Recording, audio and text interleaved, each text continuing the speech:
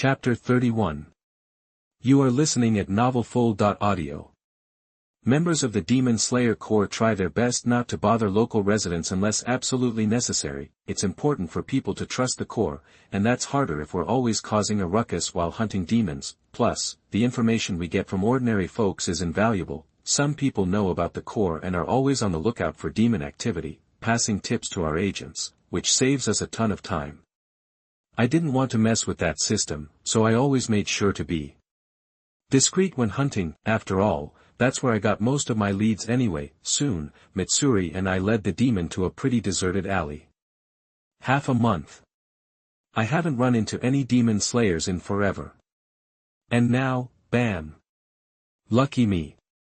The demon finally showed itself, drooling as it stared at us. I was the only one wearing the demon slayer uniform at the moment.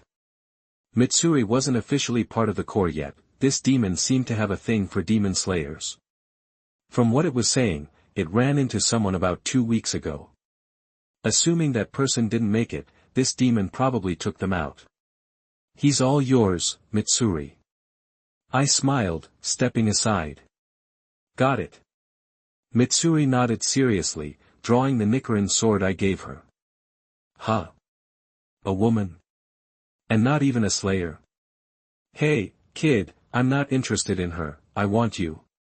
The demon scowled, clearly annoyed. It was obvious this guy had a preference for slayers. He seemed to think those who wore the uniform tasted better than regular people. I ignored its complaining and just watched. That seemed to make it even angrier, and it charged toward us. It was clear, though, that it was gunning for me. When the demon got within a few feet of Mitsuri, she finally moved, swinging her Nichiren sword in a crazy arc. The demon's eyes widened, and it jerked its head back, barely dodging Mitsuri's blade. It leaped back several times, putting distance between itself and Mitsuri. A thin cut appeared on its forehead, drawing blood. It stared at her, shaken. That was close. Is she a slayer, too? Oh, missed? Mitsuri seemed surprised. Unlike the demon, she aimed for its neck. She didn't expect it to be so quick. Hearing her words, the demon was stunned. Then, rage flared, and it charged again, this time setting its sights on Mitsuri. The two clashed instantly. I watched from the sidelines. Unlike me, Mitsuri hadn't mastered the breathing techniques and, despite a month of training, couldn't instantly take down a demon. This was her first real fight, and she was a bit shaky at first, but after a few moves, she found her rhythm, using the water-breathing sword forms. In the original timeline, Kaijuro Rengoku trained her, so she started with flame breathing before developing her own love breathing. This time, I was her teacher, and I knew 2 breathing styles, water and sunday. I tried to teach her sun breathing, but she couldn't grasp it, so I taught her water breathing instead. She took to it quickly. Now, in her first real battle, her sword work was sharp and powerful. Once she adjusted to the fight, she began to dominate. Guess this one doesn't know any blood demon arts. I muttered to myself, watching them go at it. Most demons with blood demon arts use them right away. The fact that this one was getting pushed around without using any made it clear it didn't have any tricks up its sleeve. I didn't have to wait long. 3 minutes later, Mitsuri scored her first kill. Mission accomplished. How'd I do? Covered in demon blood, Mitsuri rushed over to me, her eyes shining with excitement. You were amazing.